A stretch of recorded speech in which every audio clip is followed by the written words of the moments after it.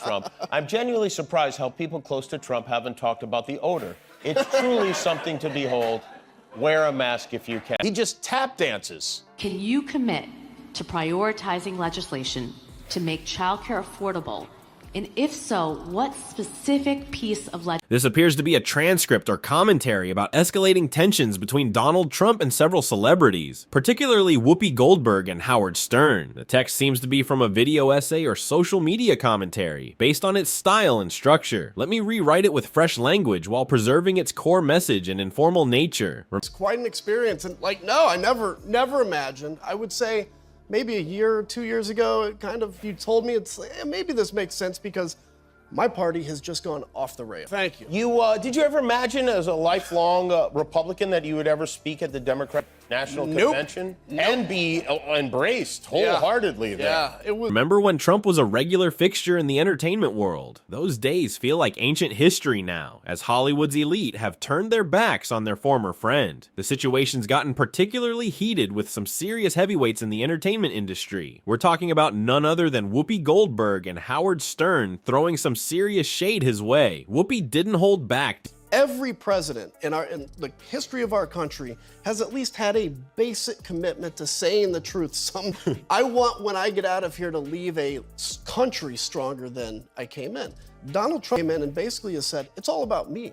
The only thing that matters to him is his ego. This man pretending to be righteous.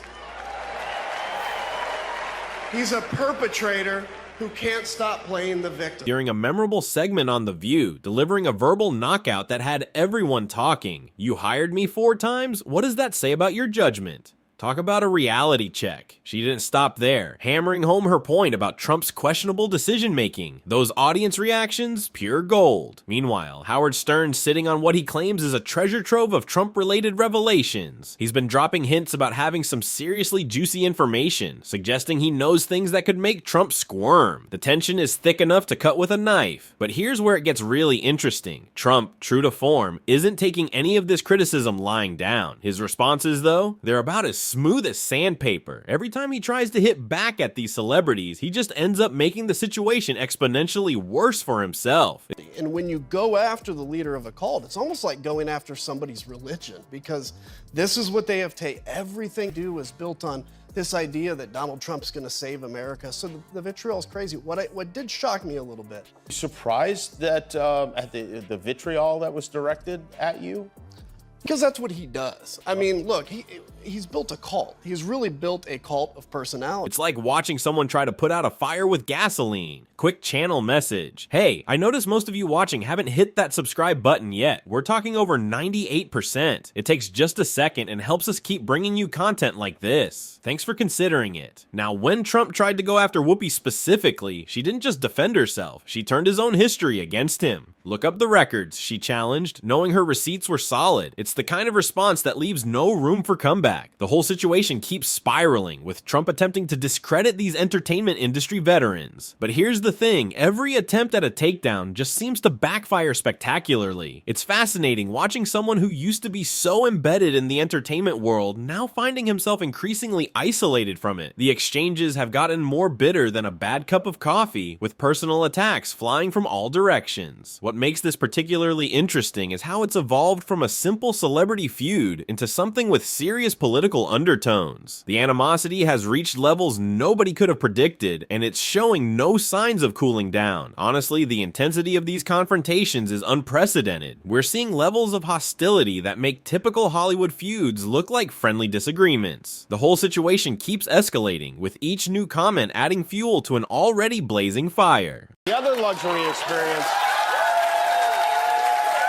Trump is currently planning is this Gaza Lago nonsense. You know, there's a lot of weird stuff on the internet, especially with AI.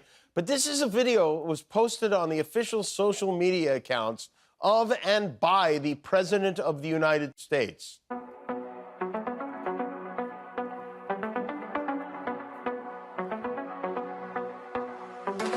Donald is coming to set you free, bringing the light for all to see. No more tunnels, no more fear. Trump Gaza is finally here. Trump Gaza shining bright, golden future, a brand new light. Feast and dance, the deal is done. Trump Trump Gaza, number one. Trump Gaza, shining bright. A golden future, a brand new light. Feast and dance, the deal is done. Trump Gaza, number one. The entertainment world's breakup with Trump has been nothing short of spectacular. We're witnessing celebrity bridges burning at a speed that would make a wildfire jealous. Former showbiz pals are transforming into vocal critics faster than you can change the channel, and Trump's attempt to counterpunch is backfiring with the precision of a boomerang gone wrong. But this isn't just your garden variety celebrity feud. Did I just see men with beards and bikinis? Even Kim Jong-un is like, that's a little much, you know? That video, it's a perfect example of who Donald Trump is. He doesn't think about the death or the suffering. He doesn't care about the people who've been killed or held hostage or don't have homes. It's morphing into a full-blown political spectacle. Trump's signature move of hurling insults at stars is yielding diminishing returns, kind of like his casino ventures. His behavior during his entertainment days raised plenty of eyebrows, particularly his habit of reducing women to numbers, a practice that wasn't exactly winning him any feminist ally awards. What does he care about? Building hotels on that. There is no problem that can't easily be solved with a real estate development named after him. The worst part is he thinks that looks like fun. He thinks it looks great. It's like a cruise ship crashed into Saddam Hussein's house or something. Who would even want to go to a place like this? I mean, traffic's a nightmare. You have to drive around these big dumb statues. Everybody's walking around with balloons like they're the clowns from It. The nightclubs are full of lecherous old Americans groping belly dancers with their webbed frog hands, and you got Elon shoveling hummus into his face, and there's sand at the pool and surrounded by fat old men. And with that said, I did like the music. It was kind of catchy. And the real kicker? This whole situation is doing more damage than just providing material for late-night comedians, though they're certainly not complaining about the endless supply of material. Trump's transformation from reality TV kingpin to political lightning rod has been fascinating to watch, like a slow-motion train wreck that somehow keeps getting slower and more wreck-like. His campaign rallies these days are starting to feel less like political events and more like extended roast sessions, minus the charm and wit traditionally associated with those affairs. Instead of diving into policy discussions or outlining concrete plans, Trump seems more invested in crafting zingers aimed at his growing list of celebrity adversaries. the whole country is a fire festival right now, and Elon Musk is soaking the mattresses. It is so much worse than I think anyone imagined it might be. Elon and his musketeers, you probably heard, they sent an email to all federal employees ordering them to list 5 things they did at work last week. Trump loved this idea. He said it was genius, and he said anyone who didn't respond to the email would be fired or semi-fired, which, what if that was his catchphrase on The Apprentice? Meatloaf, you're fired or semi-fired. But then, just a few hours later, the Office of Personnel Management said responding to the email, it was not mandatory, it was voluntary, and a number of Trump's other... It's like watching someone try to win a chess match by flipping the board. Entertaining perhaps, but not exactly effective. And let's talk about those approval ratings. They're heading south faster than a snowbird in December. Trump's journey from "you're fired" to being fired upon by former friends makes for compelling viewing, even if it's the kind of compelling that makes you want to peek through your fingers. His strategy of surrounding himself with yes people and rewarding unwavering loyalty is creating an echo chamber that would make a canyon jealous. Departments like the FBI, the Justice Department, the Defense and State Department specifically told their people, do not respond to this email. In other words, thank you, Doge, our government is finally running efficiently. What a job. So then today, there were more than 3 million federal workers right now spinning in circles because they don't know what to do. Today, our celebrity president made his plan perfectly clear. Can you clarify, hopefully once and for all, what your expectations are with this email to federal employees? What are you going to use that information for? And do you see it as... What's particularly fascinating is how his current public appearances seem to prioritize settling personal scores over addressing actual political issues. The man who once commanded primetime TV ratings is now commanding attention for all the wrong reasons. It's less The Apprentice and more How to Lose Friends and Alienate People, the reality show. Every staffing announcement seems to confirm what critics have been saying. Trump's primary criteria for allies appears to be their level of personal devotion rather than their qualifications. elections. It's like he's still running a reality show. Voluntary, like OPM has said, or mandatory? Yeah, well, it's somewhat voluntary, but it's also if you don't answer, I guess you get fired. What it really is, what it is do people exist? Okay, now I understand. It's somewhat voluntary, but if you don't respond, he guesses you get fired. Thanks for clearing that up. I think it might be time to give the planet to the apes because we're finished. These poor federal workers. I mean, really, can you imagine?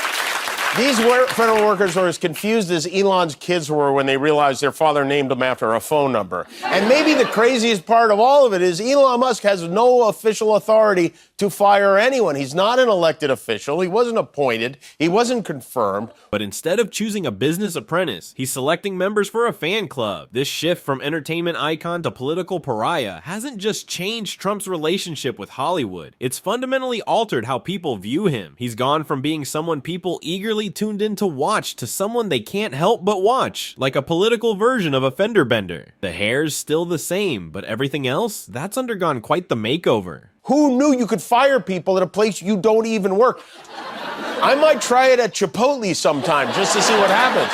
And then, because there isn't enough dumb happening, we have the Klan mom, Marjorie Taylor Greene, who doesn't seem to think federal workers have any value at all. Those are not real jobs producing federal revenue. Those jobs are paid for by the American tax people. Federal employees do not deserve their jobs. Federal employees do not deserve their paychecks. The current political landscape is giving us quite the spectacle. Trump seems to have confused running for president with hosting a roast battle. His constant celebrity feuds are overshadowing any actual policy discussions to the point where voters can more easily quote his latest jab at Whoopi Goldberg than name a single item from his political agenda.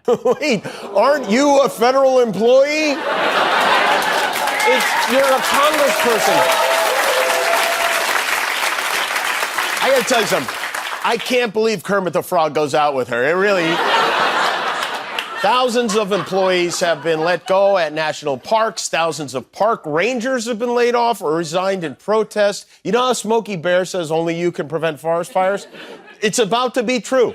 It's as if someone asked about their economic policy preferences, and they responded by recounting Trump's latest social media spat. This approach is proving particularly problematic with key demographic groups. Female voters and younger generations are distancing themselves from Trump's campaign at remarkable speed, seemingly unimpressed by the celebrity-focused drama. They're showing more interest in substantive policy discussions about healthcare and economic issues than in whatever entertainment industry feud is making headlines that day. The situation has Republican strategists increasingly concerned, particularly regarding swing voters, those crucial decision makers in any election. These political professionals understand that while social media battles might generate headlines, they don't necessarily translate into votes. Their anxiety is well-founded, as polling numbers are showing a concerning trend downward, reminiscent of his previous business ventures trajectories. What's particularly interesting is how Trump's interactions with former entertainment industry colleagues like Howard Stern reveal a complex history. Stern's revelations about their previous relationship, including claims about frequent off-air communications during campaign periods, add another layer to this unfolding drama. These insights into their past relationship make the current antagonism even more striking. The strategy of appointing unwavering loyalists and maintaining an aggressive stance against critics isn't resonating with moderate voters. Instead of building bridges, this approach seems to be burning them at an alarming rate. The campaign's focus on personal feuds rather than policy proposals has created a peculiar situation where political discourse has become more entertainment focused than ever. However, there's an unexpected silver lining to this political theater. It's actually increasing public engagement with politics, albeit in an unconventional way. People who previously showed little interest in political processes are now paying attention, even if their entry point is through celebrity drama rather than policy debates. It's as if Trump has inadvertently created an accessible, albeit unusual, gateway to political awareness. Looking ahead to 2024, the big question isn't just about Trump's ability to handle criticism or maintain his celebrity feuds. It's about whether this strategy of prioritizing personal conflicts over policy substance can succeed in a presidential campaign. The political landscape has evolved, and voters seem increasingly interested in substantial solutions to real-world problems rather than entertainment value. This ongoing political narrative continues to unfold like a reality show, but with real-world consequences that extend far beyond ratings. While Trump's approach has certainly kept people engaged, the ultimate test will be whether this engagement translates into actual political support. The irony is that in trying to dominate the political conversation through celebrity conflicts, he might be undermining his own campaign's effectiveness. As we continue to watch this unique political phenomenon unfold, there's still potential for substantive policy discussions to emerge from beneath the layers of personal drama. Whether that happens, however, remains to be seen in what continues to be one of the most unconventional approaches to presidential campaigning in recent history.